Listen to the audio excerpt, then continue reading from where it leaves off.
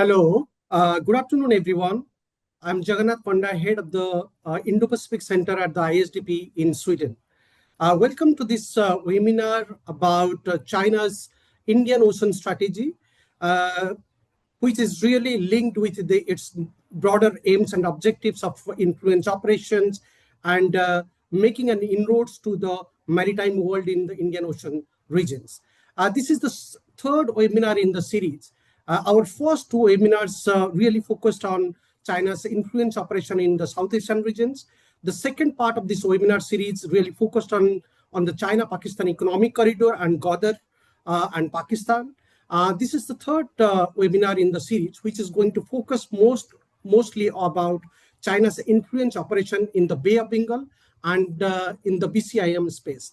BCIM is a well-known economic corridor of China's Belt and Road initiatives. It is known as Bangladesh, China, India, Myanmar economic corridor. China has been really investing on this economic corridor for some time.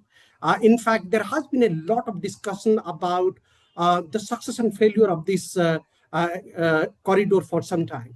In fact, in our project, we are trying to identify and discuss how the Chinese are building influences. They are trying to, building their long road strategy into the Indian Ocean through these corridors, and how they are trying to influence the countries in this corridor, particularly in the immediate Southeast Asian regions, which is very closely linked with the BCIM economic corridor situated in the Bay of Bengal regions.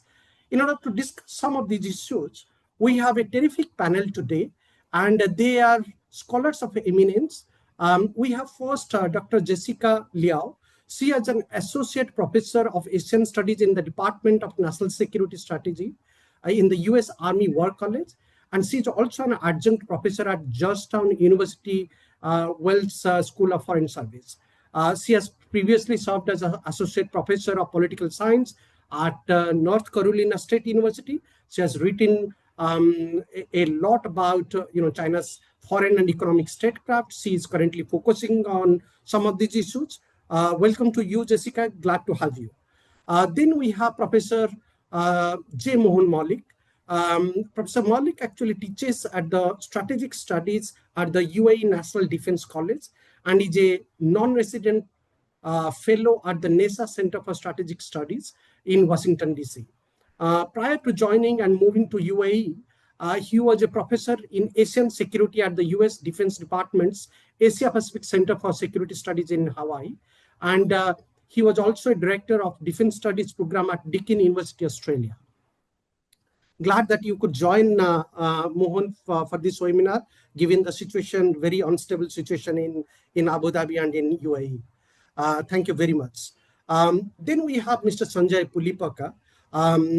Sanjay is currently the chairperson of the Policia Research Foundation and an expert on the Indo-Pacific geopolitics and on Indian foreign policy, with prior roles in working in various leading Indian think tanks. He had a fellowship stint at the University of Cambridge, and also he has been under the Fulbright program. He has focused and written a fantastic book about China's Belt and Road initiatives, which was published a year back. And since then, he has been focusing on these issues. Thank you very much, Sanjay, for joining for this webinar. Thank you. Then we have Dr. Sahaif E. Khan. He's a professor at the Department of International Relations at Jahangir University, Dhaka. Sahaif is actually a well-known expert on foreign affairs, defense, and security issues, not only in the South Asia, but also in the Bay of Bengal and northern part of India. He has studied in India, visited India, and quite closely been linked with the strategic communities in India and in the neighborhood.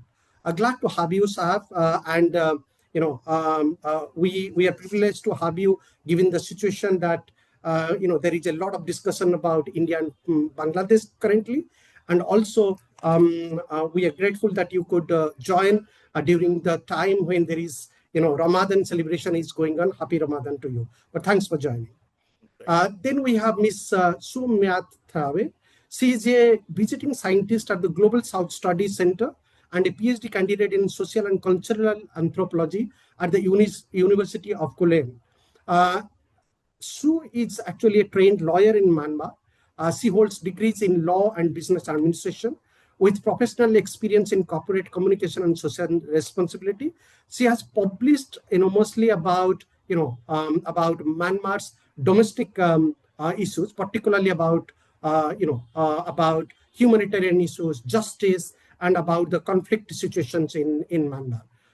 We are privileged to have you, Sue, to offer us your experience, how the Chinese are building inroads and influence in Myanmar. This webinar is going to be recorded, and we are privileged that we have a lot of participants who have registered to listen to this interactions. I would encourage the participants to post their Q&A, to post their comments and questions in the Q&A box so that the speakers can see those questions and address them. Now, let's start the conversation. I would start with you, Jessica, first to invite your initial comments. If we see the China's influence operation in the regions, there is two kinds of debates. One is that the Chinese side of the debate, which is like they are trying to integrate China's participation in the regions through corridor, through investment, through port building, through having closer collaborations, signing agreements and infrastructure investments particularly. But there is also the other side of this debate, how the communities in the Southeast Asia as well as in the South Asia, some countries in particular, they are raising alarm that the Chinese, through their investment proposals, they are trying to build influence. They are trying to change the narratives in the regions, and they are trying to build that the China narratives that China is a peaceful actor. China is really looking after the regions. So the kind of influence that the Chinese are really building, that's actually becoming a alarming kind of a thing for many neighboring countries. And there has also been a lot of discussion about BCIM. Even though the BCIM has a trajectory, it started as a Kunming initiatives in the late 90s. But today, the Chinese have actually linked the BCIM economic corridor under their Belt and Road initiatives quite closely. And India has not really been supporting to that game plan of China. So I would invite your comments, and then we'll move to other speakers. How do you really see China's inroads to the Indian Ocean regions, particularly via the Bay of Bengal regions, and how you see the Chinese are using the BCIM economic corridor to their advantage? What are your intakes in terms of understanding the Chinese game plan, their strategies, or to their narrative in this part of the world? Over to you, Jessica.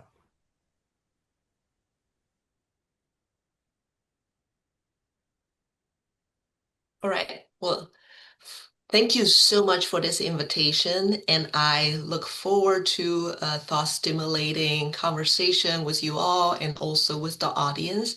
So first of all, I want to say that opinions that I express here are my own and do not represent the U.S. Army or the government of the United States.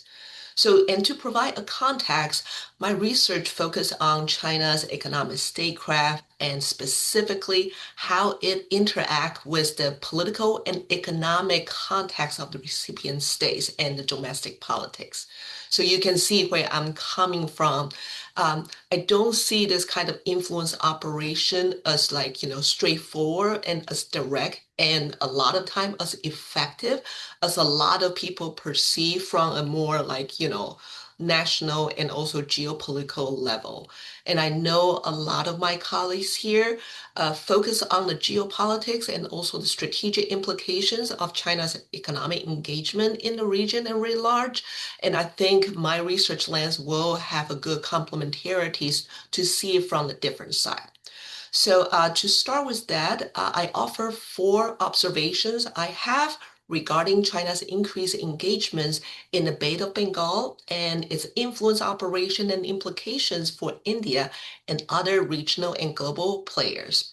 So first, I believe that China's engagements with the Bay of Bengal states have effectively pivoted from a multilateral to a bilateral front, and precisely because of the pragmatic reasons. So this, framework that a lot of people, call BCIM, that is Bangladesh, China, India, and and Myanmar. So it was conceived, as the multilateral corridor connecting the Chinese province Yunnan to eastern India. So this framework really stalled due to, India's concern and also fear of economic asymmetry and the broader geopolitical rivalries between the two countries. So consequently, China very quickly moved away and actually remove the BCIM framework from its official BRI flagship list, and then effectively pivot towards more of the bilateral initiative. And this kind of like bilateral engagements are tailored to the mutual interests and also the domestic context of the recipient countries.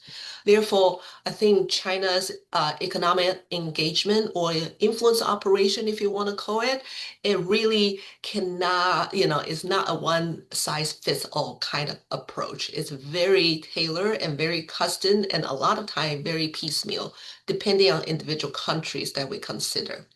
So these engagements operate on a wide spectrum from strategic to commercial interests. However, I believe its implementation is driven largely by fragmented interests of various Chinese players, from provincial governments and state-owned enterprises following state directives to private firms that are keen to seek like any kind of business opportunities and try to turn the political momentums into the individual interests. So there are a lot of talks. I know the previous series of the webinar talking about, the Malacca dilemma, which is a strategic imperative in Beijing's eyes to secure alternative maritime and also the energy routes. So it is true. But I also want to highlight this kind of strategic ambitions when they turn into the real, actual implementations of economic engagements, really the nature become very different. So in Myanmar's case, some of those so-called big ticket projects are heavily securitized and strategically significant, such as the China-Myanmar Economic Corridor, and that link Yunnan directly to the Indian Ocean. Here, some of the big projects, such as the oil and gas pipeline, and also Kyopong deep sea port and the industrial zone. But growing commercial activities in retailer and trade area, or even some of those illegal commercial activities are driven mainly by individual business opportunities. And a lot of that are lack of coordination and supervision from Beijing. So in contrast, the engagements with Bangladesh is more characterized by massive commercially driven capacity buildings. And I know a lot of talks have been talking about Beijing's pledge of the, $42 billion dollars investment in Dhaka, funding some of the really, critical infrastructure projects such as underwater tunnel and also expanding the trade relationship. And most recently, Chinese textile and garment investments have also targeted Bangladesh to leverage its established, garment textile industry ecosystem and also lower tariffs and preferential European Union custom treatments. However, these economic initiatives could carry, even some of them could carry some of the dual use potential. As we can see, the modernization of the Mangla port that are recently hosting a goodwill visit by Chinese naval fleets.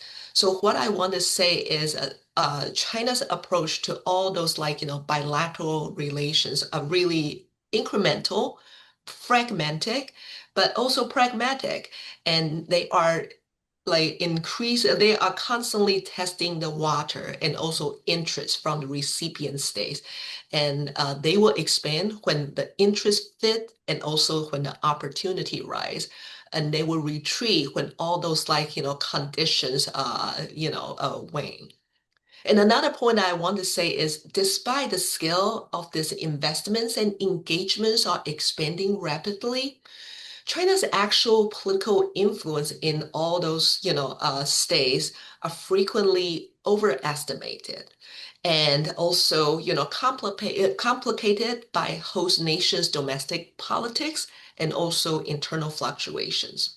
So this operational friction is starkly evident in Myanmar, while post-coup isolation and the intensified fightings between junta and ethnic armed groups have severely stalled major infrastructure projects timeline, including, Kyopong Port and Industrial Zone. And I know my panelists will probably have more of the, on the ground details and updates of all those project status.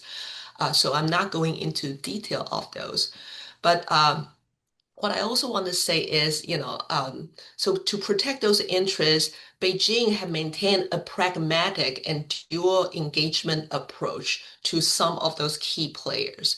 And while they bolstered the junta, while also, have some kind of direct or indirect support to some of the ethnic armed groups such as Arakan Army, AA, to ensure Chinese interests in all those investments are, protected. So I would say a lot of time, instead of projecting influence, a lot of time they are more focusing on protecting specific Chinese interests. So, and this is not to mention that many Chinese-backed hydropower projects in the countries, including some of the most known, that is a Misong mega dam, which already costs hundreds of dollars, like hundreds of millions of dollars by Beijing. And Beijing had been continue to make effort to reopen the project that is still remains stalled since 2011. So what I want to say is, Beijing is not as monolithic and also as powerful as a lot of people, perceive. Even though they have a lot of interests and also aspirations, a lot of time their influence is compromised and also, complicated by the host country's internal domestic dynamic. But I do want to say that a lot of people talking about, how about the increasing Chinese influence by being the largest debt holders of a lot of those recipient states. Yes, the fear of debt is true, and it does provide some kind of leverage for Beijing. But I think one thing that I do want to point out, if you look at the daily operations of Chinese influence, is a critical but often neglected vulnerabilities that undermining China's soft power and the influence is really the negative social economic impact by growing illegal Chinese commercial footprint. And we all know a lot of those global South countries, including some in this region, they all have their own domestic governance problems. And that's very easy to be subject to some of those illegal commercial activities by Chinese players. And that goes in a really wide spectrum. And for example, you probably also read some of those news stories about the special economic zones along Myanmar and Thai borders. A lot of them were originally branded as BRI projects. And guess what? It turned out to be the hub of syndicate groups and, some of the industrial scale scam centers and even conducting human trafficking or drug trafficking. And that a lot of time is affecting both the local and Chinese citizens. And now it could really spill over to the global scale. So these problems have caught attention by not just the regional, but the global medias. So I think that, and another episode is the expensive illegal minings in states bordering with Yunnan province that also become a problem. What I want to say is the influence a lot of time comes with cost as well. And it's really depending on how we define influence. So I will just end my note here, but I think bottom line here is the influence operations through all those economic engagement, despite its expanding, despite its strategic motivation and implications, could be more complex. A lot of time suffer more challenges than expected. Okay, thank you.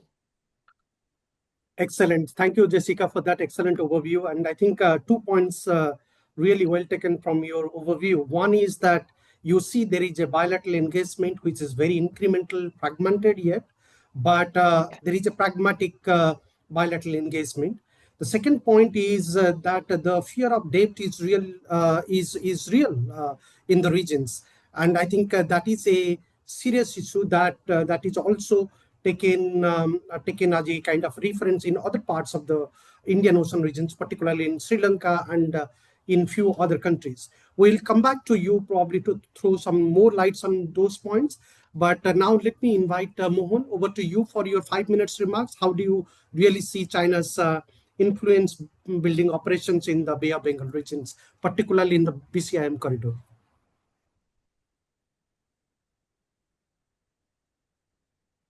Okay. Mohan, you are muted and your camera is tilted. If you could fix your camera and unmute, that will be great. Yeah. Okay, shall I mute, turn off the camera? Yeah. Okay, thank you for inviting me to join this webinar. I like the topic of this webinar. You came up, the silk cage, because it has very important, connotations. Let me start off by saying that what I'm going to say also represents my own views, not of any institution that I'm associated with. First question, the most important question of this webinar, is China building connectivity to promote regional integration, or is it operationalizing influence through corridors, coasts, and political access? My short answer is yes, but in my opinion, bringing countries in South and Southeast Asia together is like herding cats, a very difficult task given their divergent interests, domestic constraints, and competing push and pull factors. What is happening in the Gulf today is quite sobering for China. Some of the things that they had taken for granted, both China and the recipient countries of Chinese trade and investment, they have to reconsider everything that has been said and done over the last couple of decades. China may frame its engagement as economic development, win-win strategy of cooperation, but there are not many takers of this framing, because China blends infrastructure development, arms sales, trade, investment as part of Beijing's civil-military fusion strategy. Now, at the outset, I want to make this very clear that contrary to conventional perception that China is very difficult to read, I believe that China is the most transparent country in the world.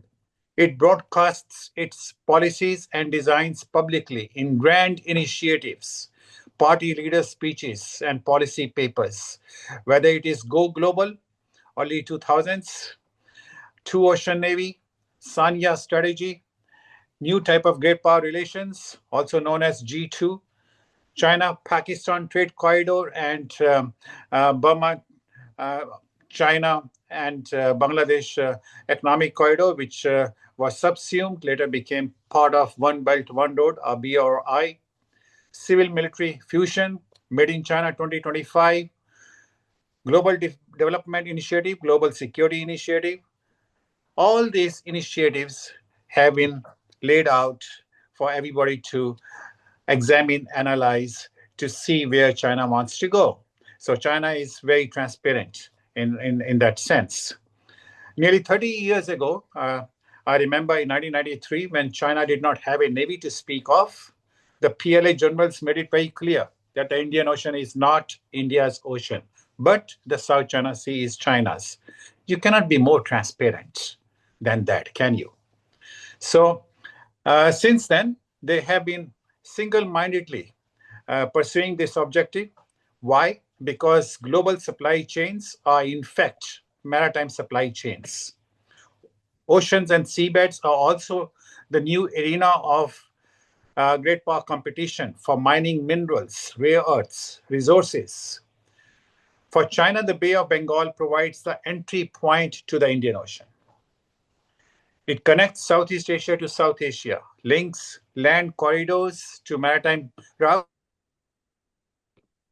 So for China, presence and influence is extremely important for obvious reasons.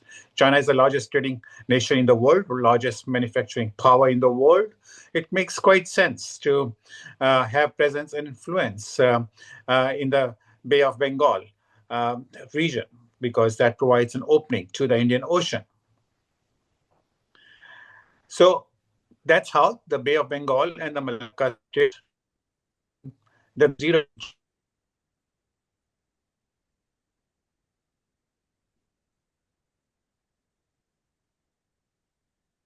Hello, Mohan, are you there? Mohan, are you there? We cannot hear you.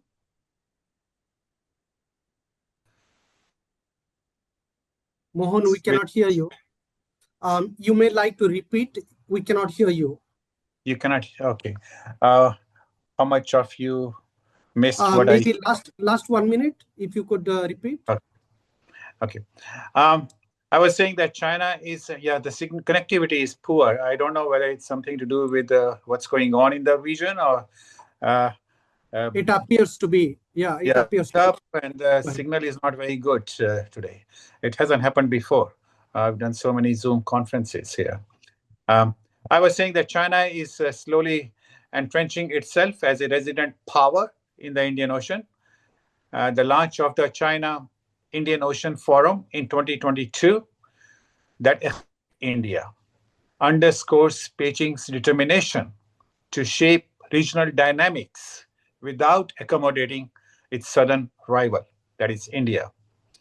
Now, this question, does China integrate continental corridors like BCIM with its maritime strategy? Obviously, yes. China has co-joined continental corridors like the BCIM, Myanmar-China Economic Corridor, with its maritime strategy in the Bay of Bengal under the Maritime Silk Road. Together, they compress distance between China's southwestern provinces, especially Yunnan, and the Indian Ocean. Through the BCIM concept, which is stalled mainly due to India's opposition, China wants to link Kunming to Mandalay, Dhaka, even Calcutta, via highways, rail, energy pipelines, and industrial zones. These corridors feed directly into the Bay of Bengal ports in Myanmar and Bangladesh. This complements China's development of Chakpu port in Burma, which connects to oil and gas pipelines already operational, going all the way to Yunnan.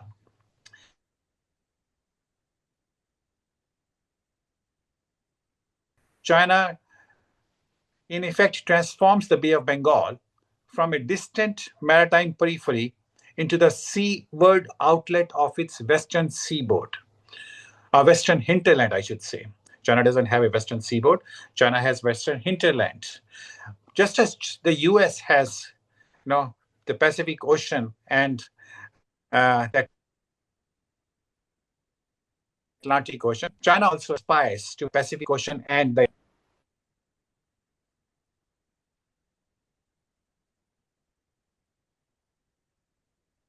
Mohan, we are not getting you for last 30 seconds or so.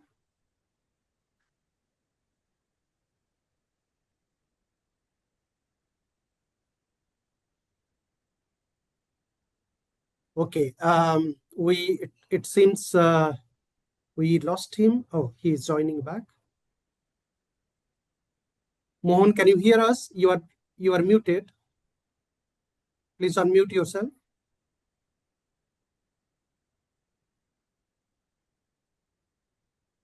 Mohan, please unmute yourself.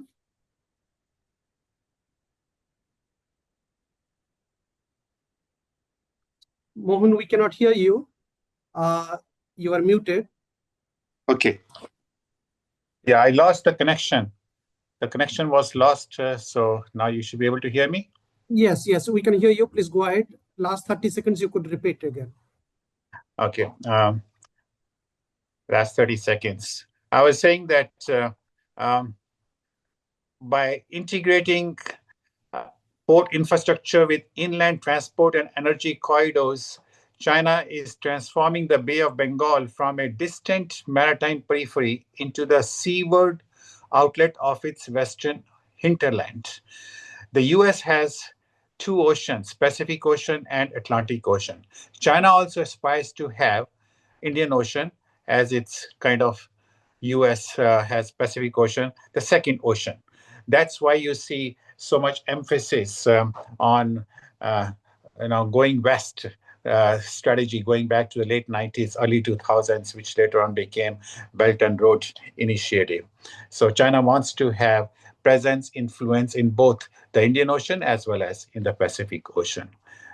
So that's where the two ocean strategy came from, long before the world started talking about the Indo-Pacific. As you got BCIM, I think that it should be renamed as CBM, not the old confidence building measure, CBM, but China, Bangladesh, Myanmar corridor, because India is not going to join it since it has been made part of the BRI. So India was the only country in the world that boycotted right from its first summit.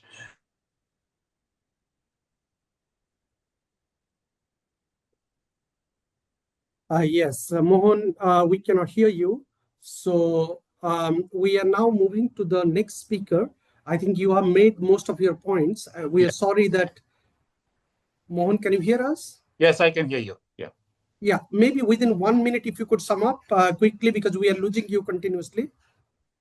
Okay, I'll just sum up by saying that having suffered huge losses in Latin America and the Gulf recently, we can expect China to double down on investing in ports, in economic zones, energy projects, and infrastructure projects.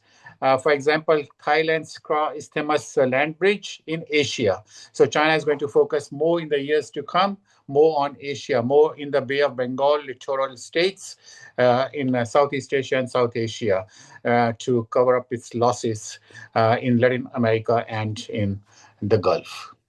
I'll stop there. Thank you, Mohan. And please try to fix up your connection if you could in the meantime. Let me thank you very much for those comments. In fact, 3 points are critical to your speech. One is that you mentioned about civil-military fusion strategy. That is very much reflected, visible in the Bay of Bengal region. Second is that how China is emerging as a residence power. Third is that how the Chinese aim is to transfer that Bay of Bengal region to its own advantage. We will come back to you, and including the BCIM, which you are proposing, either we call it BCM or CBM, excluding India. That's also a very valuable point. With this note, let me invite Sanjay. You have written extensively about BRI and China's strategy in the Indian Ocean regions. Over to you for 5 minutes.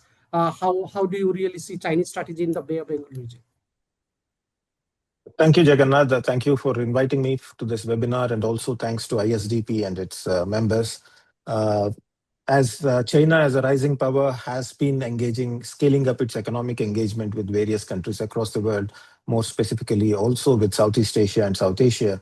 And we have been seeing considerable Chinese investments and also Chinese both economic and political investments in the recent past.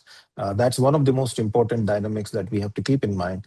As the earlier speakers pointed out, the BCIM precedes BRI. The Bangladesh, China, India, Myanmar Economic Corridor precedes BRI, and subsequently it was integrated into the Belt and Road Initiative. That is one of the most very interesting thing is This kind of interactions, for instance, China had a go west strategy for Central Asia, for its western provinces of Xinjiang and other places. In southwest China, it had this BCIM, which preceded BRI, and slowly over time, they coalesced these things into a larger BRI initiative, and of course, added new elements to it.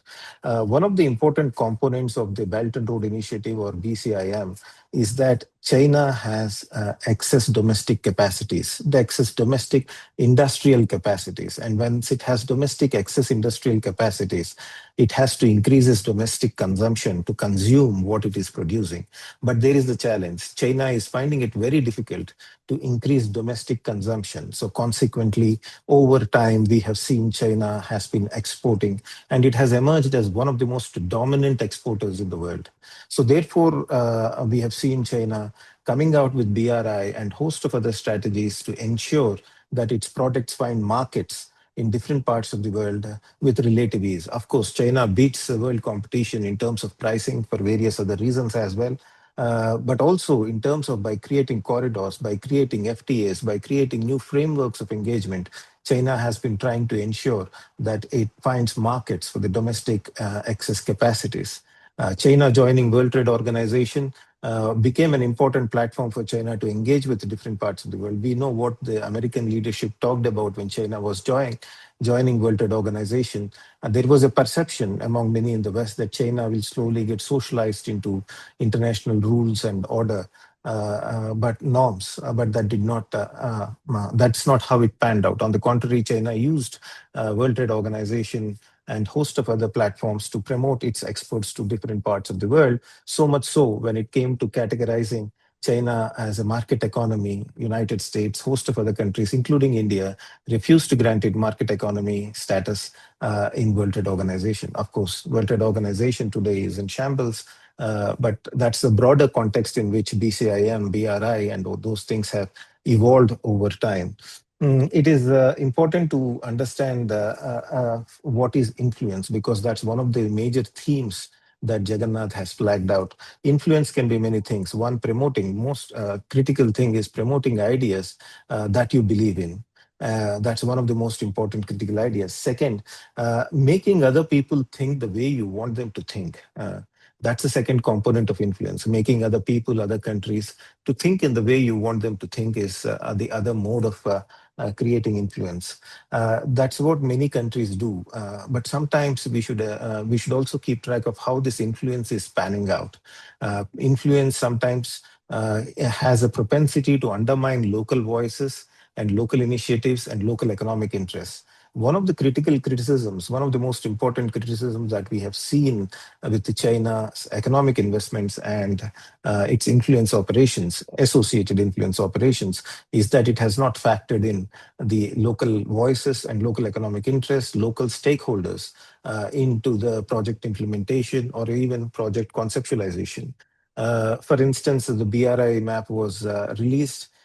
Calcutta found a place in the Belt and Road Initiative map that was released by the Chinese authorities. And everybody in India was thinking, who suggested Calcutta within India, or who did the Chinese talk to before they nominated Calcutta as part of BRI? Because there is Bombay, the Western Indian, the west coast of India is the hub of economic activity. There are a host of other ports along the east coast in India, Visakhapatnam and others. But Calcutta emerged as one of the ports in the BRI. Yes, BCIM, it is understandable when it came to BRI, Calcutta emerged as one of the ports in the BRI framework. And there was a lot of discussion as to how the Chinese have shortlisted Calcutta without due consultations with Indian people, Indian authorities, or even Indian business people. So that's one of the most interesting dynamics as to how China has operationalized its BRI and associated frameworks. From the beginning, as the earlier speakers pointed out, India was very hesitant of BCIM. Of course, it participated in conversations, it showed up in joint statements, but India was very hesitant about BCIM because India looked at what is happening in Myanmar as a part of BCIM, because Myanmar is the most critical country. There was a perception in India that the resources from Myanmar were flowing into China, but the investments, especially the manufacturing investments, were not coming into Myanmar. So if that is the case, will Northeast India become a platform or a conveyor belt to supply natural resources and other resources to China, and not the other way around, without kickstarting manufacturing in India? That's one of the one of the concerns that India had when it started thinking about Belt and Road Initiative, or prior to that BCIM, very reluctantly participating in BCIM frameworks. You take hydel projects in Myanmar, as earlier speakers pointed out. The Chinese were making investments in Myanmar, but most of the electricity from Mitsun Dam and others was supposed to go to China, and therefore the dam project got scrapped. There was also perception that since China is exporting its excesses, industrial excess, there was a perception in India, there was a concern in India, will these excess exports, will they be routed through a third country? Because we have very porous borders with many countries in Indian neighborhood, if we become part of the BCM framework, will they get routed through third countries, such as Myanmar, for instance? So how do we deal with it? And by participating, if this could happen informally now as well, but by participating, are we giving validity to this third country exports into India? Because India already has a massive trade deficit with China. For instance, our trade deficit on an average moves around 80 to $90 billion in the past few years. That's almost two China-Pakistan economic corridor projects. That's the scale of deficit we have with China. So having more exports coming through third country is one of the challenges that we are concerned about. And there was also a lot of concerns about lack of clarity on the various projects under BRI. For instance, what is the market viability? What is the environmental impact? All these questions which are asked in India and other countries, that is something that we have noted. Of course, coming to influence operations, China has exerted influence like any other major power, and more so, a little more sometimes, through various new regional frameworks it sought to bring in the recent past. Through party-to-party interactions, and there have been instances when in India's neighborhood, when the coalitions were falling apart, the Chinese tried to act as mediators between few communist parties and others in India's neighborhood. So that is something which has been noted in the Indian context. For instance, there has been also economic leverages that we have noted. For instance, the way debt trap was used to ensure more and more economic interactions happen. The way Sri Lanka thing panned out, that's something that we need to take note of. There have been instances when leading newspapers pointed out that perhaps the Chinese may have given party funding or funding to certain political leaders. There was an instance in Maldives, which was reported. We don't know how far that is true, that a sovereign guarantee was given by Maldives government to a loan taken by an individual from China. So that is something which is also one of the ways in which influence is exerted. And that is something that taking note of. Within India, of course, there was concern about how TikTok was operating in India. And it was banned. It was not banned merely for security reasons, because Indian stand-up comedian did a skit or a small play on Xi Jinping, and TikTok took it down. So what are the laws pertaining to operation of a digital platform that edits the views of Indian citizens, but Indian government cannot respond to it with reference to freedom of expression and those dynamics? So those are some of the interesting dynamics with reference to influence operations that we have seen. Sometimes influence operation is also about curtailing flows of certain kinds of information. So TikTok example is that kind of an example that we have seen. But overall, one of the things that we need to note is the balance, the balance of power in India is in the Indian subcontinent, or the larger South Asian region, has been impacted by the rise of China and its economic engagement. That is something that India has to deal with and has to respond. Because after even the British Empire, when it operated in this part of the world, Calcutta and subsequently Delhi were hub of the empire, from which even Oman, not just Burma, were governed. Bombay presidency had an influence in the way how Oman was governed. But this time, for the first time, a neighbor of India is scaling up its economic, political, and influence in subcontinent in a manner, in South Asia in a manner that the power is not radiating. It is contesting the power of Delhi and, of course, the other parts of other countries in the region.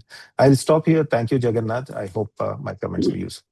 No, thank you, Sanjay, for those useful remarks. In fact, 2 points, you mentioned about excessive industrial capacities and how the countries in the BCIM economic corridor region or in the Bay of Bengal region are being used for China's, supply chain networks.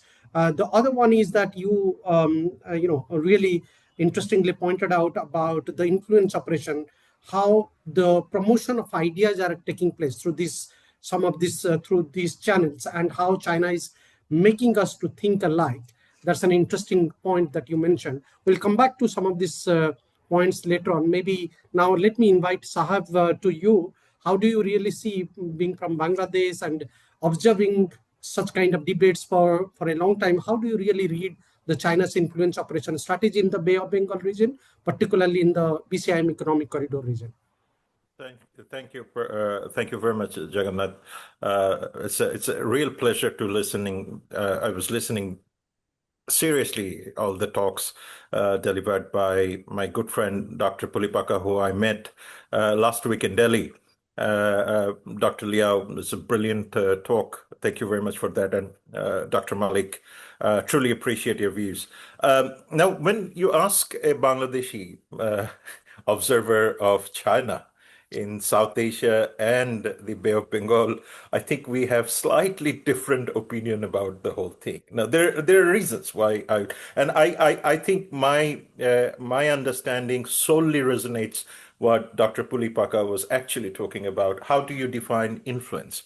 I mean, let's look into the Chinese engagement with India. I mean, if you look at from a border point of view, Pakistan point of view, all said and done, and of course, those are absolutely valid points. But at the end of the day, if you look at the trade relationship between China and India, that is astronomically high. I mean, that is reaching above $125 billion with having $99 billion trade deficit in the case of India.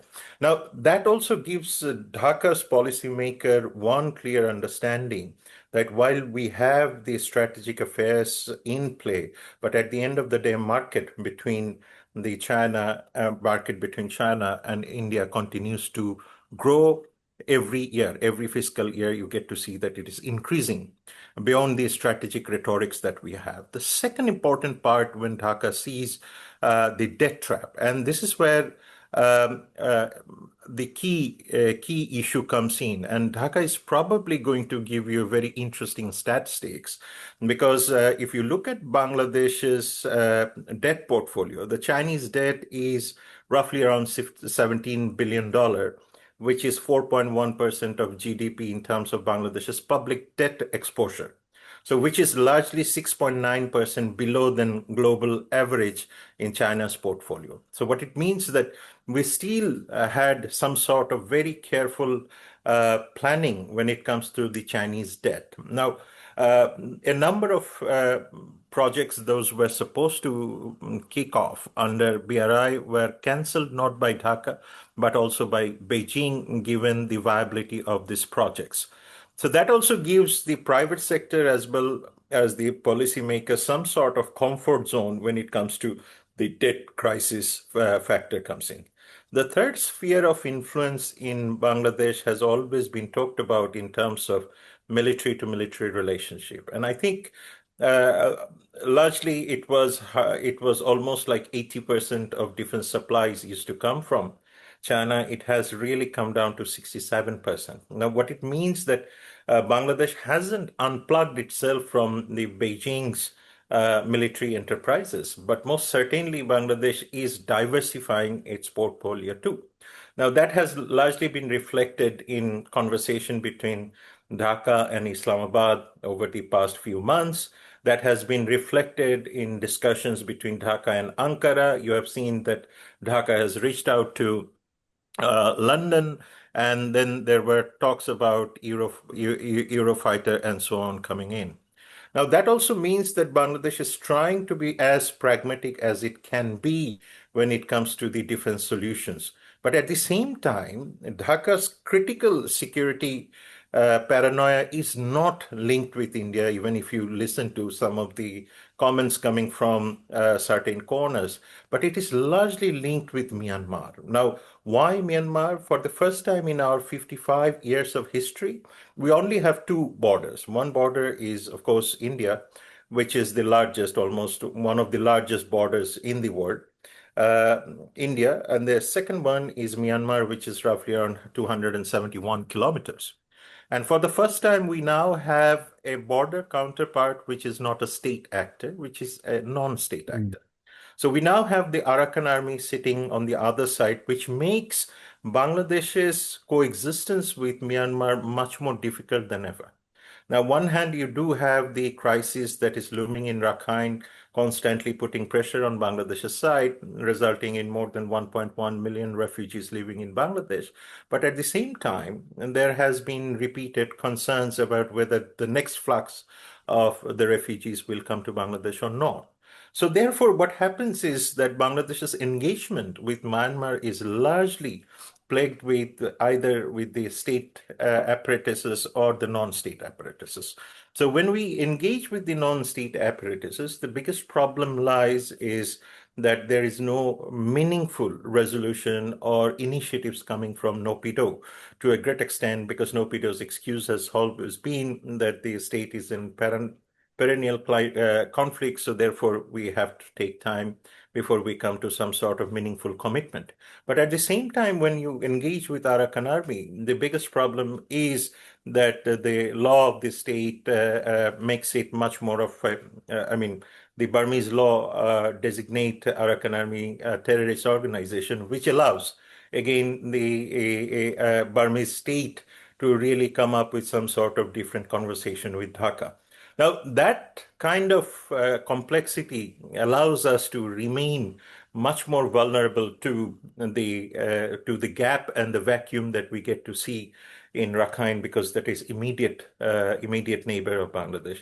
Now, in that case, and I think Dr. Panda has made it very clear, so is Dr. Liao has made it very clear that the Myanmar instability largely is going to affect overall the ecosystem, regional stability ecosystem, in which China has a great stake.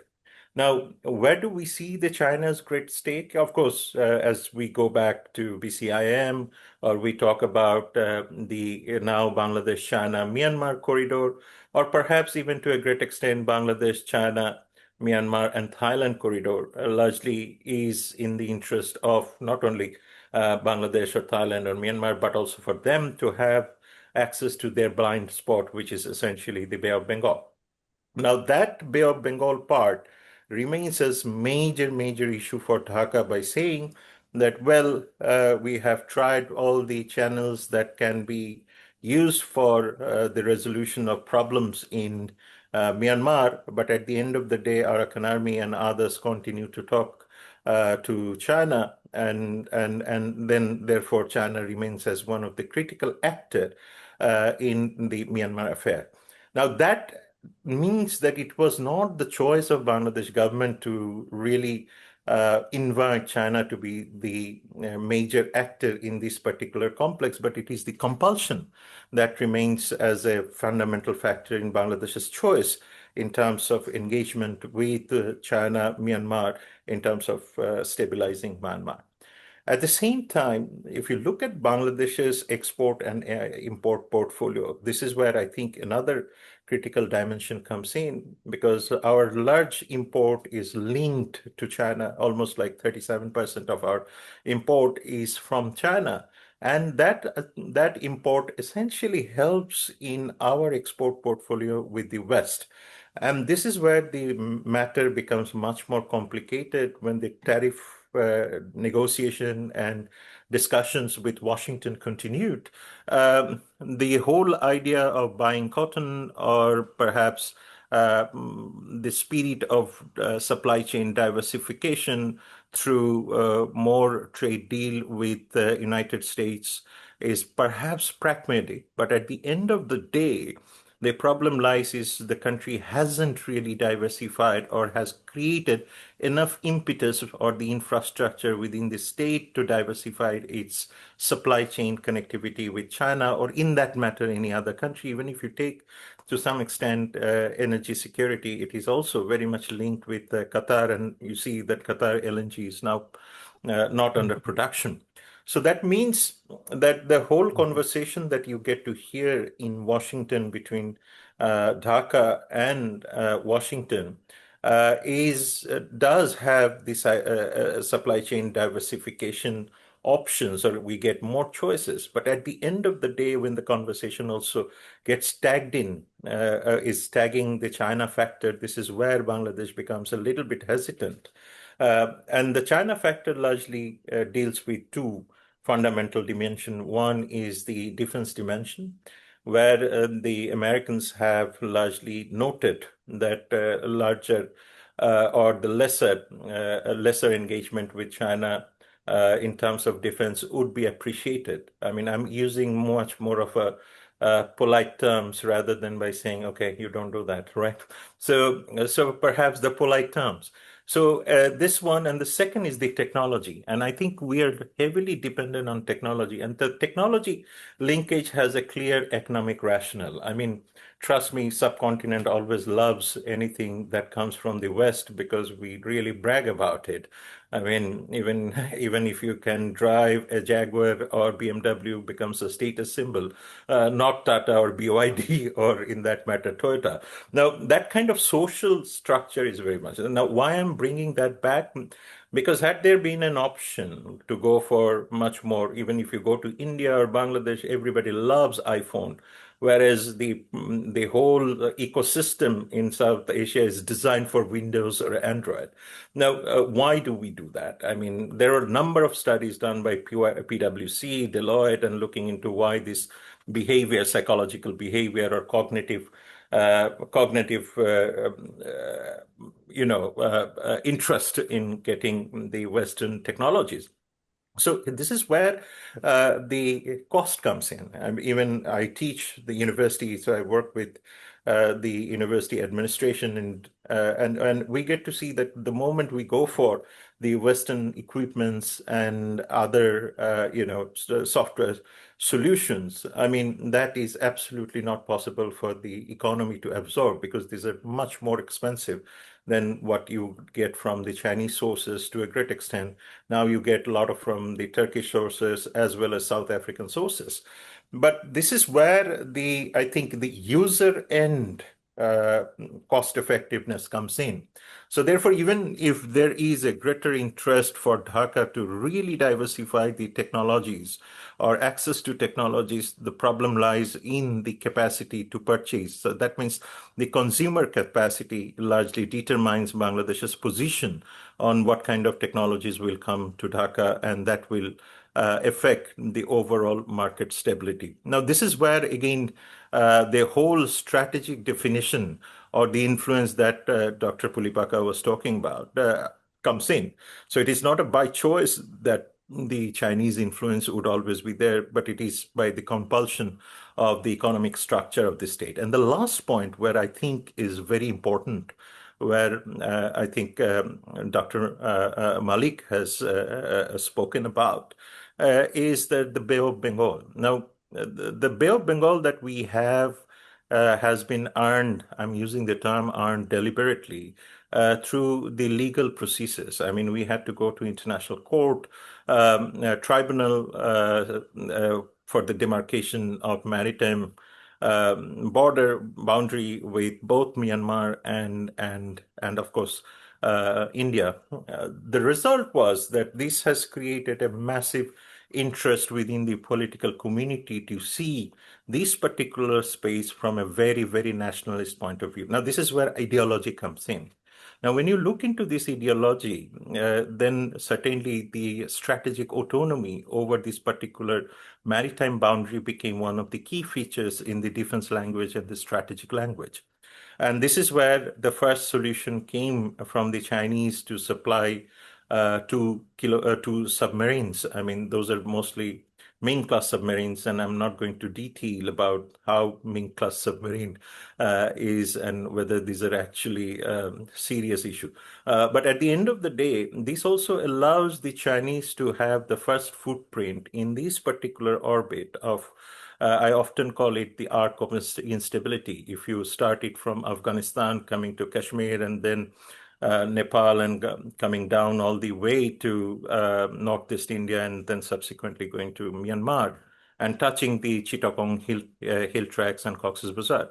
This particular arc now has the Chinese footprint through particularly these submarines. And these submarines have become a major tool through which the Chinese now have a much more naval footprint, much more articulated footprint, rather than what we would be talking about in the case of Sri Lanka. This is how I see that how Beijing, Bangladesh, and sphere of influence is evolving. Thank you. Thank you, Sav. I think very interesting points, and I do think, and I think everybody would agree, your point of view is slightly different from the rest of the speakers, and it is quite understandable the way Bangladesh looks at China.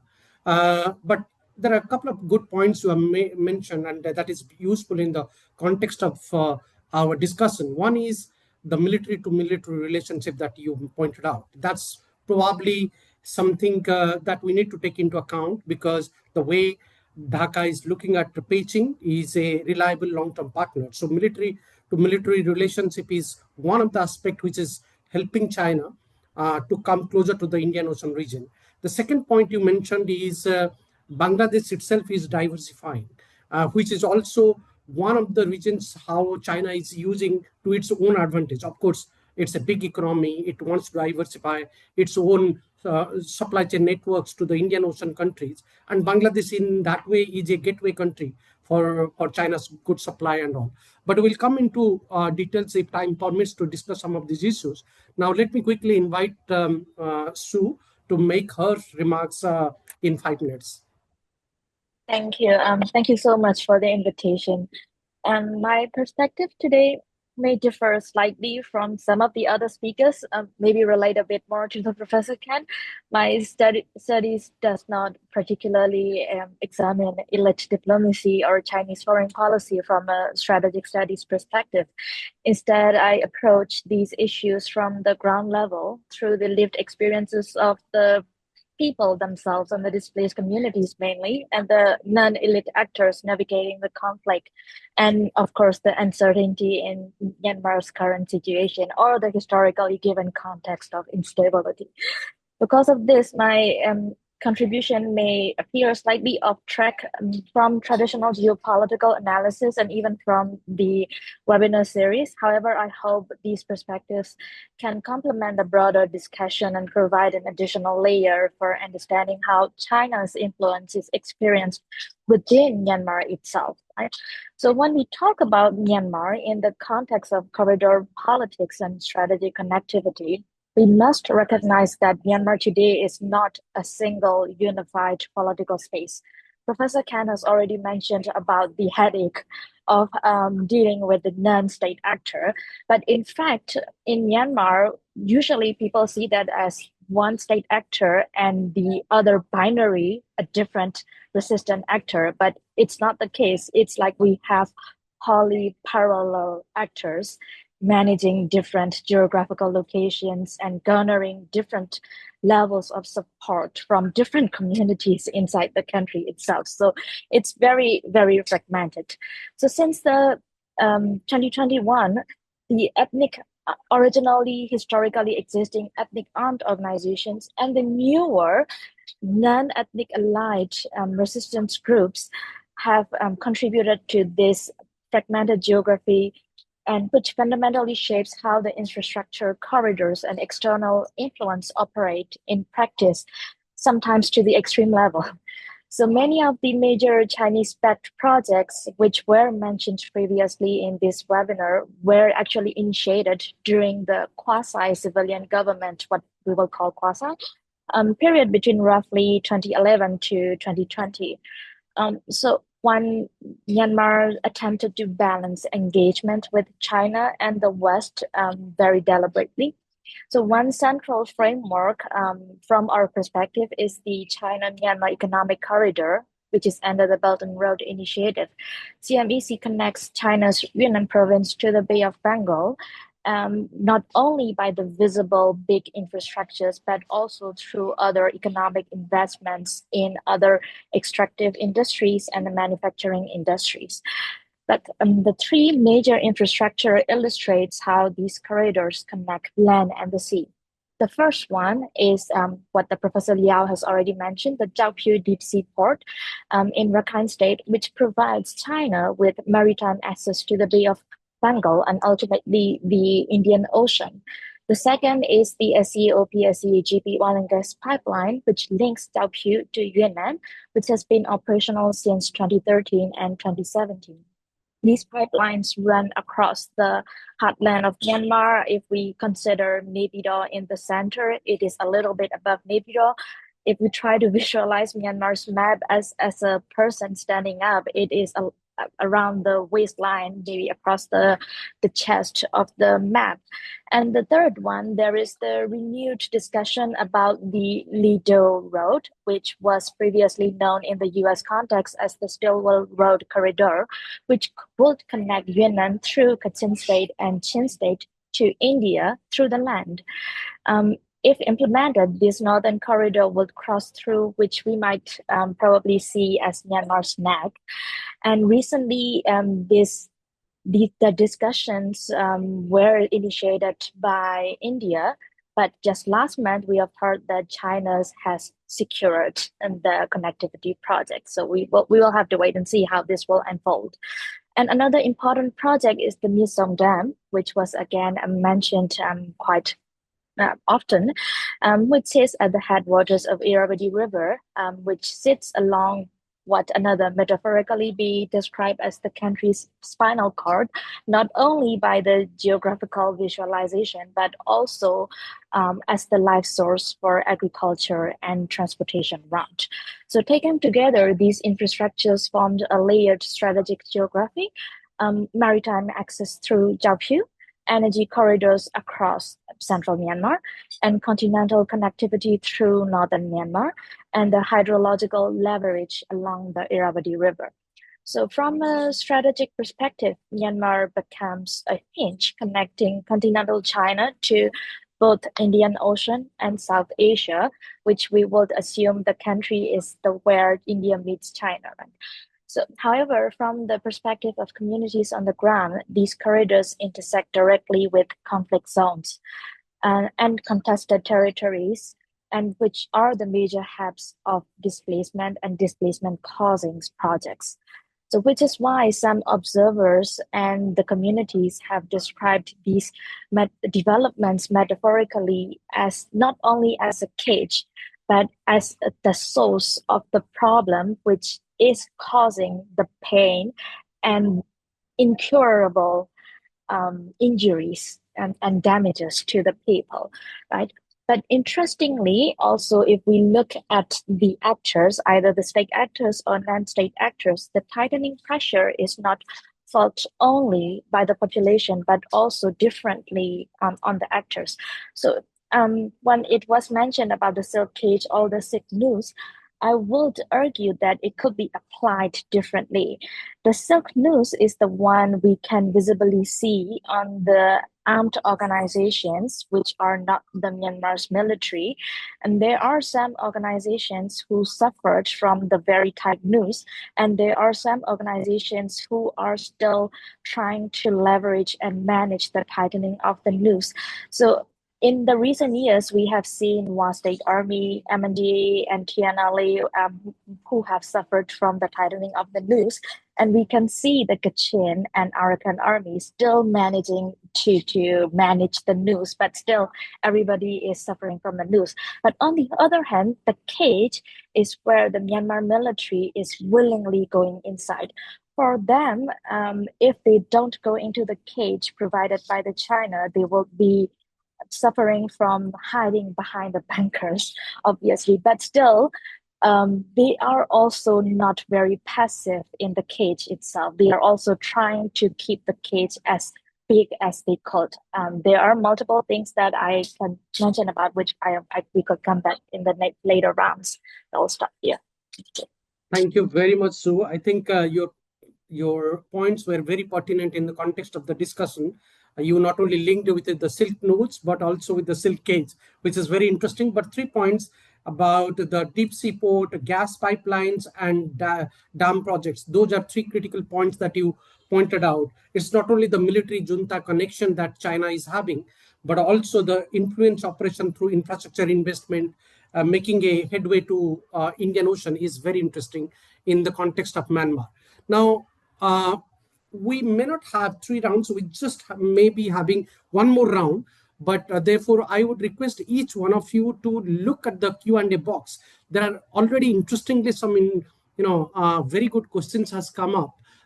First, let me read these questions, then I will come back to each one of you for your comments. I'll start maybe in the reverse order, start with Sue and then end with Jessica Yu.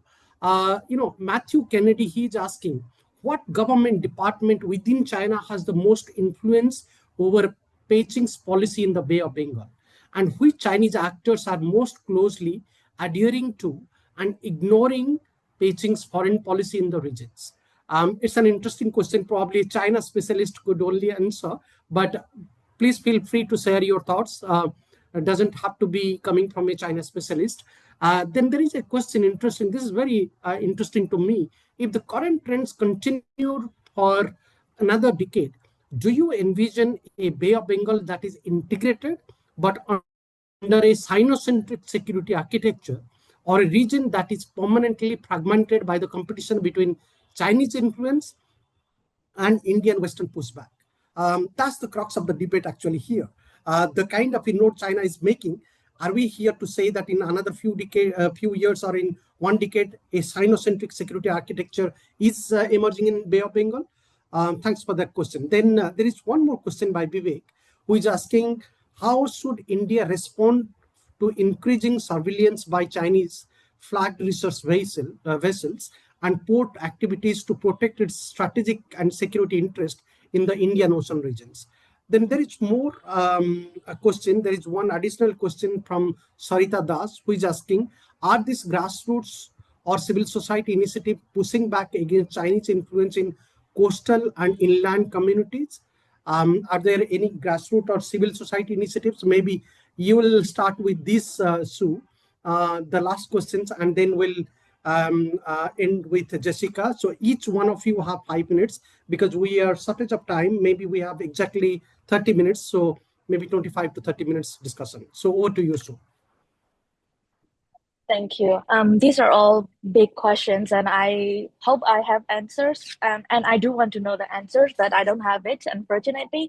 One way from the Myanmar perspective, I will conceptualize the current situation and Chinese influence is through a simple triangle. At the top of the triangle is the political will, of course. Like if we talk to other global powers, specifically in the European discussions, they will emphasize that Myanmar lacks geopolitical significance for them. For China, however, Myanmar and the Bay of Bengal are strategically very important, both historically due to the Malacca choke point and now due to the need for stable neighboring corridors, right? So, and at the bottom of the triangle lie arms power, which is rarely discussed, but I'm very thankful that Professor Ken mentioned about the military to military relations. And the other part, of course, we always talk about China is the financial resources. So some countries may have political will, but lack the military capacity or financial means or both to influence or even resist the developments on the ground, not only regarding the region or Myanmar, but also regarding the responses for the cage on their own countries themselves, right? So, but today there is also another factor reshaping the triangle, which was also mentioned previously, the technology. The technology used to be still in the policy discussions is a small point inside this triangle. And today it has expanded into something much, much larger, almost for Myanmar perspective, it is almost like a circle engulfing the entire triangle. It is choking the people, not only through the dependency on the external technology, but also through the surveillance that the technology is providing, which is unfortunately becoming a rather invisible prison for the people. So it's like, if you ask about if there is like the community's initiative resisting, well, unfortunately, at this moment, people are stuck in the survival mode, right? But previously, we have managed to push back the Musong Dam project, Lebanon copper project, and other extractive investment projects which came under the BRI. And we have, from the Myanmar perspective, seen what damages the economic development projects from China has done to other Mekong states. And we have been active in pushing back before the war came, before the military regime came. But right now, more or less 70% of the country is under active contesting combat, and other 30% is very squeezed surveillance structure. So it is unfortunately very hard to do so, except from the diaspora speaking out and finding collaborations, which is also another chokehold, because from our perspective, because we have seen these four initiatives are somehow parallel to the US-led world order, which came after the World War II, right? But for us, the US-led world order, or whatever global order existing before, was little to no helpful in preceding crises already, and now we can see it is felt by every other countries as well, like it is not helping. So I'm not quite sure. I think I would like to know the answers, and I would like to see if somebody has an answer to that. But yeah, I'll hand over to others. Yeah, thank you. So I think there was an additional question. What are the possibilities of future Myanmar-China cooperation considering the current Myanmar state of affairs? So how do you really see this relationship really evolving? If you could share your thoughts in just 1 minute. Well, as I have mentioned previously, there are multiple actors on the ground. So we cannot say one scenario. We cannot, of course, I'm not a fortune teller as well. So for us, one thing that is for sure is for this year, the country will still be under the military control, even though the governance shift is happening. And the military itself will still be relying on China a lot as the so-called big brother, but they are also hedging a reliance on China as well. They are trying to balance it out with, for example, handing over the Dawei Special Economic Zone projects to Russia, even though China has shown a large interest on it. And they have also previously relied on Japan ODA until the ODA's priorities shifted recently. And they are also still trying to secure all the multiple sources of investments, even though they're becoming more and more isolated. But one speculated thing, I don't want to spread the conspiracy theories, but there is one discussion about the Chinese-backed cross-corridor money transfer system, which could become an exit strategy for the Myanmar military's formalizing economic structure, right? Because the country is currently blacklisted under the Financial Action Task Force, and the country is desperately in need of some systems to bypass the global SWIFT structure. So that could become another noose, which could be helping one actor or multiple actors. And I don't know what's going to happen, but that's one thing to look out for, probably. Thank you. Thank you, Sue. Sahab, you would like to take up some of these questions? Can you repeat the question, Jagat? Yes, you could have a look at the Q&A, but I'm just repeating. There is a I can't question. see anything in the Q&A. That's the funny part. Okay, not a problem. Let me read it again. One is that which government department within China has the most influence over Beijing's policy Right. in the Bay of Bengal, and which Chinese actors are most closely adhering to and ignoring Beijing's foreign policy in the regions. There is a question about how should India respond to the increasing surveillance by the Chinese flagged research vessels and port activities. There is also a question which is I would like you to answer.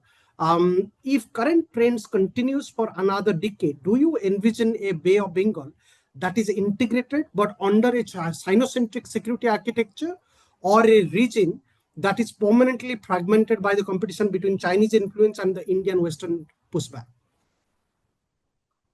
The numbers that you have asked, Dr. Panda, I can write at least 5 volumes of book on China. But I wish any of us had a real understanding of who calls the shot in Beijing when it comes to Beijing relationship with South Asia. I mean, let me try to answer, and don't take these answers for granted. The first part of this question, I think NDRC has a very role, the Reform Commission, because that is one of the beholder of particularly BRI related projects, and they do have a very strong surveillance mechanism in terms of corruption accountability within the Chinese government. So I think NDRC might have a very strong influence over the decision, but when it comes to the engagement with the seat at the state level, it is at the end of the Communist Party the last say.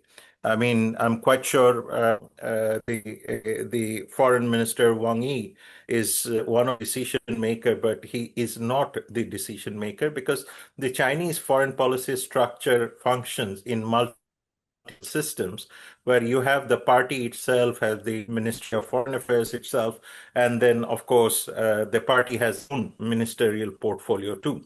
So therefore, I think engagements are highly diverse when it comes to relationship, when it comes to military affairs, when it comes to public affairs, or perhaps even if it is simple bilateral talks between the countries. So it is like the Bangladeshi system or the Indian system, where you do have the National Security Council in the Indian case, and then you have MEA, or perhaps in the case of you have the Ministry of Foreign Affairs and the Prime Minister, and most importantly, of course, Pakistan military. But in case of Bangladesh, it is more about Ministry of Foreign Affairs, but it is overseen by the Prime Minister's office. So that means the Chinese systems are fundamentally different than the systems that we are habituated with.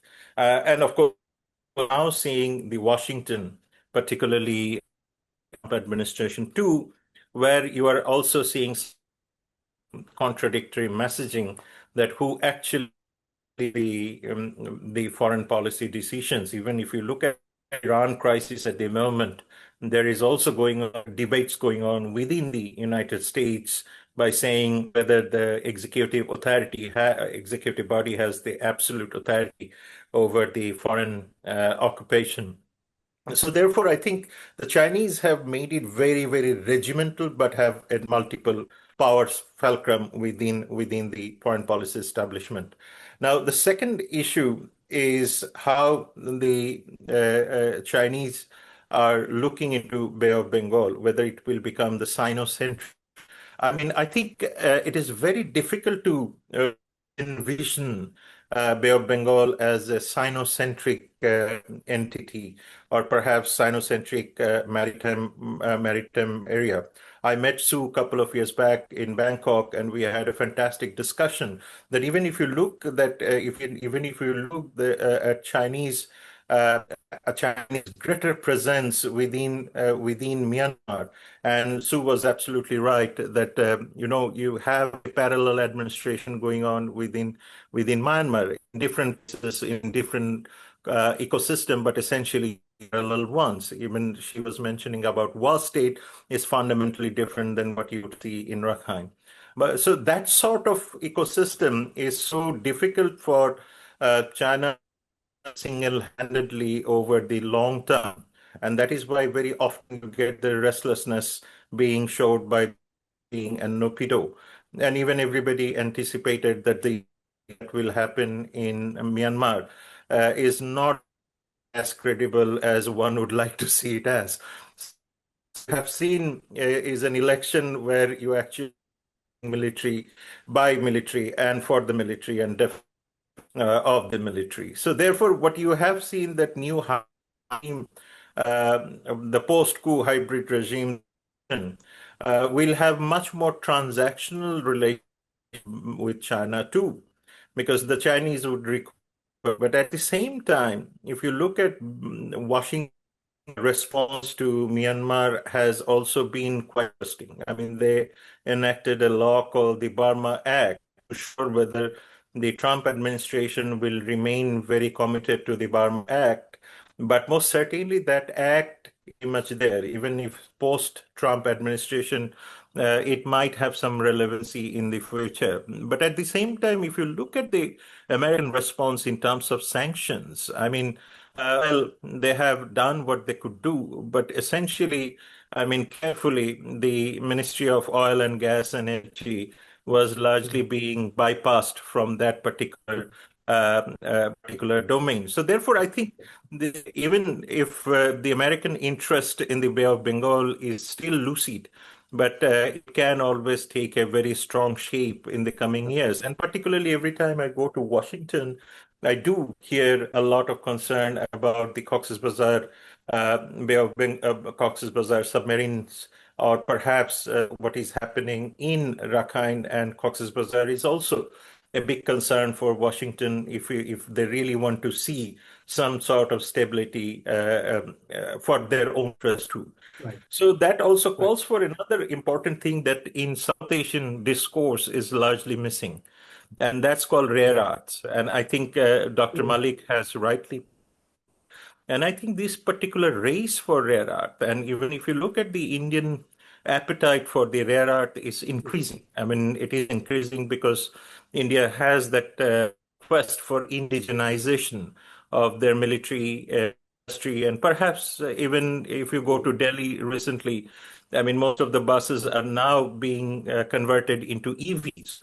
And that's also, if you want to have their control over your own EV industry or battery industry, you certainly need some sort of transparency or accountability in the region in terms of whoever is engaging where the rare arts are there. And I don't think that the whole quest for rare art is going to reduce, but perhaps it is going to increase.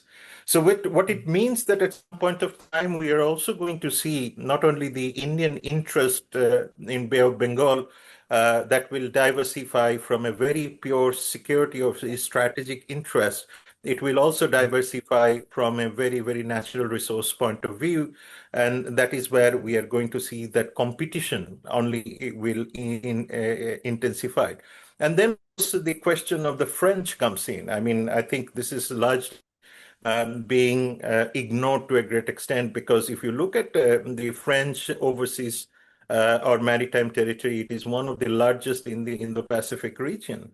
And I think that means that you're not only seeing it from the US point of view, but if you see it from a larger Western, perhaps the larger European point of view, you do see European interest, not only in terms of the rare art, but also in terms of the supply chain or logistics, or perhaps seabed resources will be very much there. So that really takes us to more transactional multipolarity within this particular water body that will not necessarily allow a full Sinocentric Bengal, but most certainly we cannot undermine that the influence, as Dr. Pulipaka has rightly mentioned, that the influence will be of a different level. And what kind of influence there will be, it will largely depend on how India emerge as a viable option as a security provider in this particular region, or perhaps how effective the Americans would be, or perhaps how the American enterprises will play out with Bangladesh, Thailand, and Myanmar. So you have multiple scenarios, as Sue has mentioned, that there are multiple scenarios that can happen, and in which you are going to see invariably different actors coming in and playing their roles, whether we like it, whether we don't like it. But at the end of the day, that is how I see Thank you. Indo. Thank you. Yeah. Thank you, Sahab. I think these are received points. Hopefully, we'll have more time some other occasion to discuss in details. But let me quickly invite Sanjay. We have precisely 15 minutes. So Sanjay, you have your 5 minutes. Please stick to your 5 minutes so that we could quickly go to Mohan and Jessica. Yeah, over to you. You are muted. You are unmuted, Sanjay. Thank you. Whether Bay of Bengal will become a Sino-centric architecture will dominate Bay of Bengal, I doubt so. It is always difficult to predict, but nonetheless, I can say that the Sino-centric architecture will not dominate Bay of Bengal. One, it is indeed true that China is a dominant economic player in the region. India has fairly large trade deficit with China. But we are working on it because our exports to China are only $20 billion, whereas we are importing 100 billion plus from China. That is precisely one of the reasons, not the only reason, but one of the reasons why we are diversifying our trade with a host of other countries and why we are signing so many free trade agreements with Europe, with New Zealand, with Oman, and so many others in the recent past. Even though the conversations with the United States are extremely painful, India is persisting with it and wants to have a free trade agreement precisely to overcome these challenges that we have with China as well. That's one of the most important things. And in the recent past, there is also greater interrogation of the Chinese investments in the region. So Chinese economic investments will be subjected to greater and greater interrogation because there is now greater awareness at the grassroots and civil society organizations raising questions in the country. So that in various countries, so that becomes another important dynamic. In terms of political thing, I would like to point out that one of the reasons it's not just investments and economic activity which give influence. Sometimes political influence gives you various access to various economic projects. United Nations Security Council, China is the permanent member, India is not. So therefore, many actors in South Asia and neighboring places would go to China would prefer China, not only because of economics, but because you get a political cover at the UN Security Council. We have seen, for instance, Shui gas field was discovered by Indian and Korean gas firms, but the pipeline goes into Yunnan. India reportedly even offered to generate electricity using the Shui gas field in Myanmar, which was overlooked. Why? Because the military requires United Nations Security Council cover from China. So that's how the dynamic plays out. But in the coming future, more and more players will be there. So therefore, it will not be a China-centric order. On security, I understand there are now more Chinese presence, research vessels, and all those things related to the next question, the last question. There are also a lot of Chinese research vessels that are coming up. As Shahab pointed out, there are 2 Chinese submarines that the Chinese have given to the Bangladesh, and there is also Chinese submarines that China has given to Myanmar. So therefore, in any future conflict with China, India has to always account for these Chinese submarines because we need to keep track of all the submarines and whatever that is operating in the Bay of Bengal and the Indian Ocean region. So that will sort of complicate matters for us. But overall, India is aggressively working on strengthening its maritime domain awareness.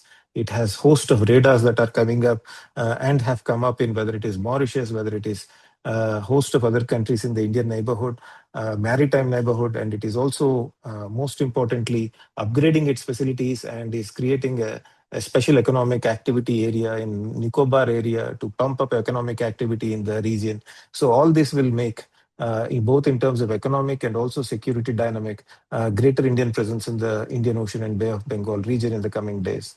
And we are also collaborating with various countries, not only with the Quad and big powers, but also with Indonesia. We have an agreement, and we have also conducting fairly large number of exercises with host of other countries.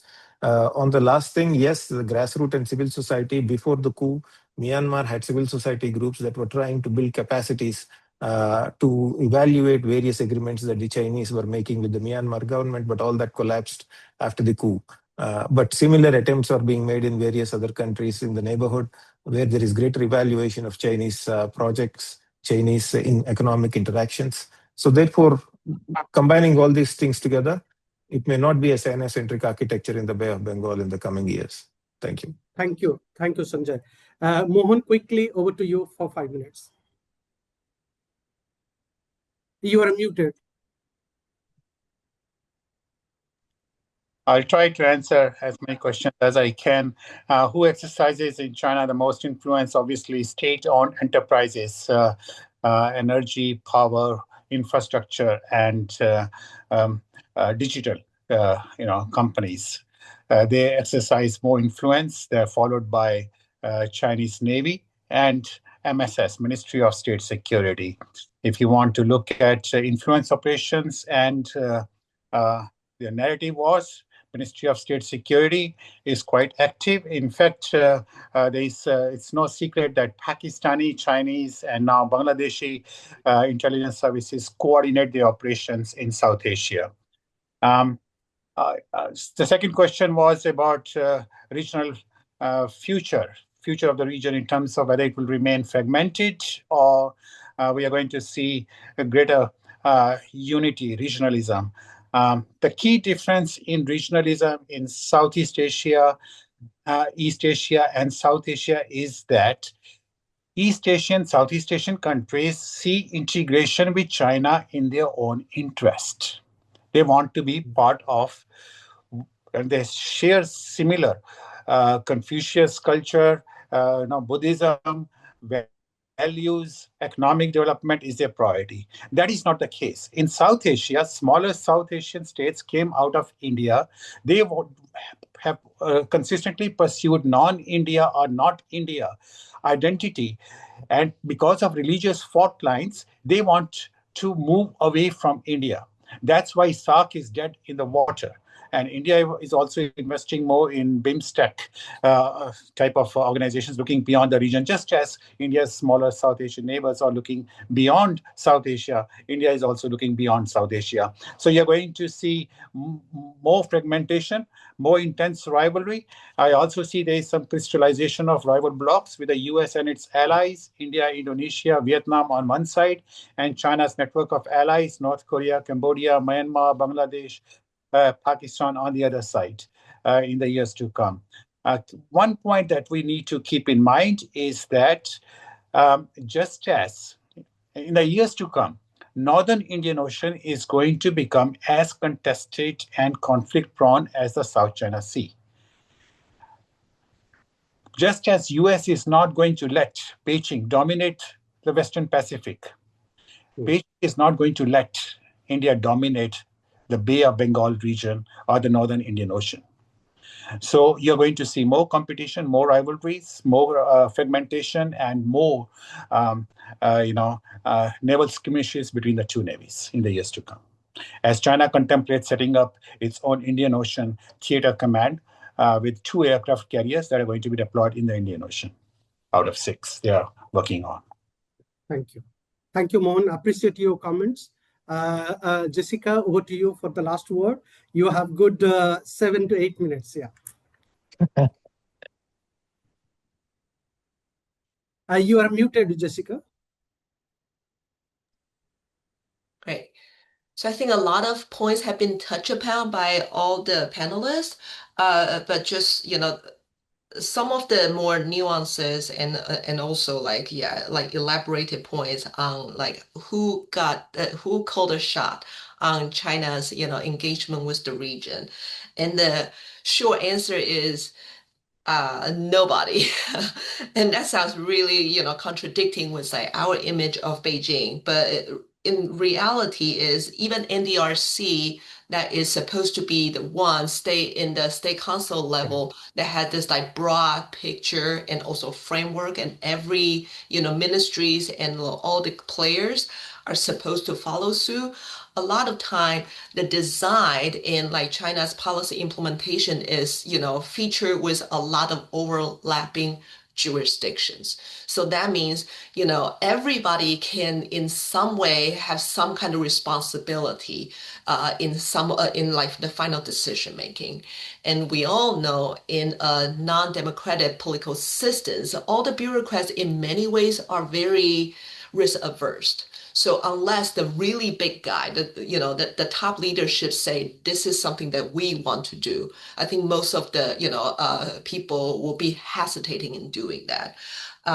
So we're talking about a big project, but then once the big guy says yes, let's do this, and then there is like comes into this kind of campaign mobilization kind of policy strategies that we all see from the earlier phase of the going out to currently the BRI.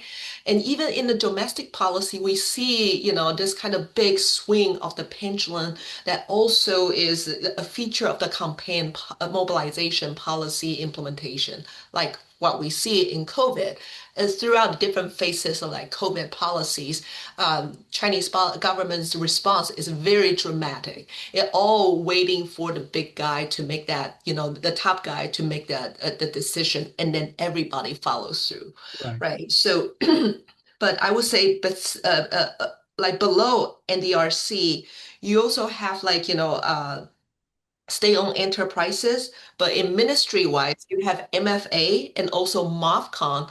They are all in a very different kind of priorities and context. And a lot of time they don't have like, like common interests at stake.